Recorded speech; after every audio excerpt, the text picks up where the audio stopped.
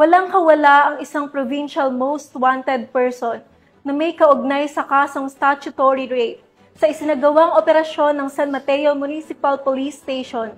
Ang detalye ng report mula kay Patrol Woman Rosemary Rapiz.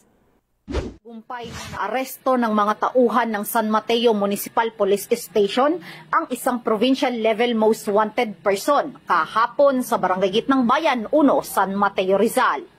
Kinilala ang akusado na si alias Andy, 52 years old, isang negosyante at residente ng Barangay San Jose, Rodriguez, Rizal. Nahaharap si alias Andy sa kasong statutory rape na iniutos ng RTC Branch 76 San Mateo, Rizal kung saan wala itong inirekomendang piyansa. Sa pahayag ni Police Colonel Feleteo A. Gonzalgo, Acting Provincial Director ng Rizal Police Provincial Office, tiniyak niya na patuloy ang kanilang maigting na kampanya laban sa mga wanted person.